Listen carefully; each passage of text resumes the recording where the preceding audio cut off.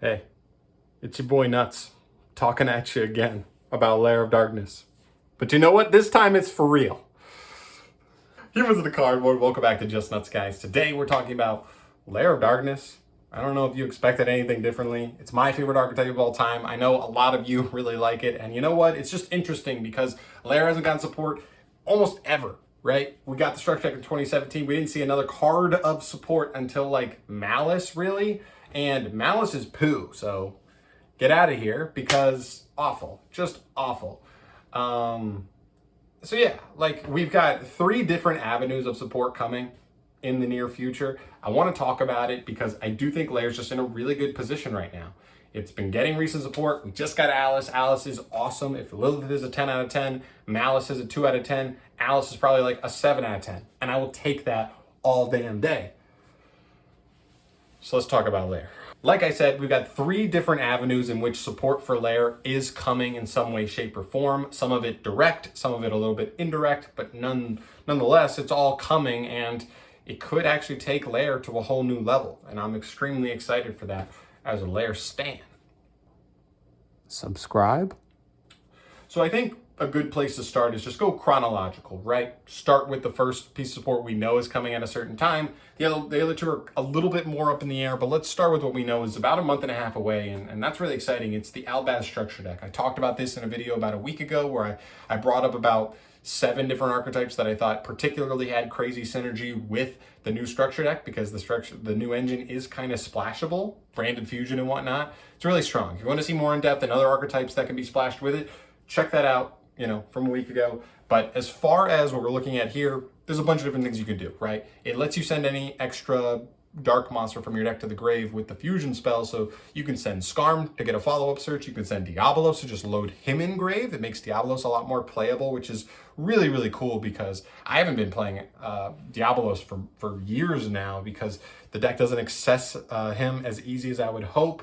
He's not a fiend, so you can't access him with fiend griefing either, and he just feels more like a brick than anything else. So I had been excluding him from my list for a while, but he becomes a lot more playable. There's also stuff like you can send Lilith to grave, and then if you had Alice in hand, those kinds of weird hands, Alice it back, get a ton of value, set up your board and follow up, and look really nice. And the last thing I guess that's worth mentioning is like Backjack. You could play a copy of Absolute King Backjack just to get an extra trap, extra interruption, depending on what the rest of your hand look. That might be the right card to send in a certain situation. But it's definitely worth mentioning. The structure is just really good. There's a ton of synergy here. It gives the deck, which is known for being really slow, especially the control variant, a way to kind of just threaten your opponent immediately. If they have Ash, they have to Ash to this, which could take away from other stuff, but also like if you're playing Extravagance, playing Prosperity, they might Ash that stuff as well because, they know how impactful those cards can be, which opens you up. It's good. All right, long story short, it's good. It's a way to apply power to the field much faster than the deck is used to, and also get you into different parts of your engine, depending on, what you're able to send there. So really, really cool. I think this is a very, very awesome piece of support. Cannot wait to play this in Lair of Darkness. The second piece of support is something that we don't even know when we're going to get, but it could be before the third piece. I don't know. It's kind of just up in the air, but that's Lolith, Lady of Lament. I don't know if you've heard the news, but in the OCG, they announced a V-Jump promo, which we don't get in the TCG anymore, and it's a new Lady of Lament. It's really exciting. It's just another Lady of Lament. I don't know what to say. Like every time there's a Lady of Lament, I'm like, yeah, so good, especially since Alice was really, really solid for the deck. And you know what? I trust Konami. I trust that Konami went, dang, we made Malice, but she kind of sucks. Nobody wants to play her. We made Alice, and everybody wants to play her. Maybe let's make another one like Alice. I trust Konami. I don't think they're that dumb. But yeah, pretty much all we know so far is that it's a level 3 Dark Fiend, so works with ties. We'll see if that's still something we want to play, depending on what she does. But we don't know anything about her effects. We just know her name and her stats, right? So we'll find that out in weeks to come, but it is what it is. And the other thing is, like, I'm not going to stress too much until we get it announced on what I want this card to do. It's so hard. Yu-Gi-Oh's just like that, right? Where, in Magic, you're like, if they were to just reveal art for a card but not tell you what it does, you're like, oh, I guess that looks like a creature that could have death touch or, flying or whatever other thing. But Yu-Gi-Oh, like, they could literally type a sentence where they're like, if your opponent doesn't lick peanut butter between your toes, you know, they lose half their life points. And that's just what the card does. They could literally do whatever they want. Glad they don't do stuff like that, but you see what I'm saying. Like, there's so many different ways they can make this card do things and still be useful in the deck. I'm just going to wait till it comes out. So yeah, really, really cool card. Really excited for this because this is like direct support, whereas the Albats stuff just kind of ends up having synergy. And what we're going to talk about lastly has synergy, but it's not direct support. This is like a card that is specifically by name part of this archetype. So I'm assuming the synergy here is going to be pretty cool and direct. Hopefully it's at least as good as Alice, but we'll see. The final piece of support we need to talk about today is Labyrinth. It's an archetype we know almost nothing about. All we have so far is one sentence of information as well as artwork for, I guess, maybe a boss monster in the archetype.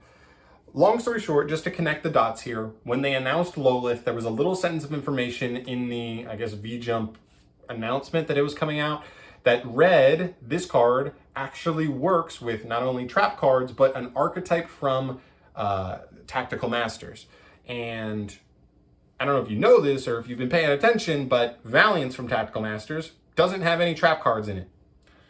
Mysteroon from Tactical Masters doesn't have any trap cards in it.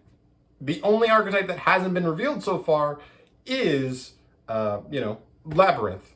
I'm assuming now that it's a trap-based deck. That makes sense. Like, if it's a labyrinth, you're trying to get through a labyrinth and it might have traps in it. That makes sense. I could easily see that working. Kind of gives me kind of generator vibes. Like, oh, like a video game kind of boss level labyrinth. Got to make your way through the maze. It's a dungeon kind of thing. Whatever. You know what? That's not important. What's important is that they've already confirmed that Lolith has synergy here.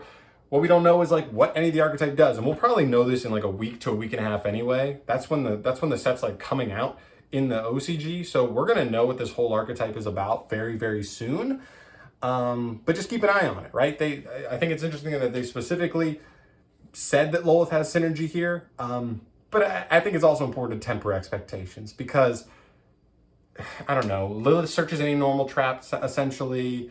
Alice can summon itself by like banishing any normal trap, and like Mouse can get back any normal trap. That doesn't mean they are particularly amazing in any archetype that plays a normal trap. So we'll see. I mean, for all we know, this archetype could have specifically powerful synergy with LAIR. Maybe it doesn't, maybe it does. If it does, that'll be awesome. But that's why I put it third on here, because I think it's the most up in the air. There's potential that it's like awesome, and there's potential that it's just, oh, it plays normal traps. That's why they said there's synergy. And that's it. It's nothing more. It really doesn't have the best synergy overall. But I still think it's worth keeping in mind to watch out for the reveals because it could be the next best way to play LAIR. Just saying. But yeah, there's all the support for LAIR going forward. Just because it took so long for LAIR to get support, it just feels so good to finally have like a bright, bright future. Not just Alice, but then 3 more different things that could take the deck to the next level. I'm really excited to see how I can play LAIR going forward, and obviously I'll show you that pretty much with every new wave of mini support that comes out. If it's worth playing, I'll show you a new variant of LAIR for sure. So stay tuned for that, of course. I guess subscribe if you haven't yet and you want to see more videos like this. Do that. I'll see you soon. Peace.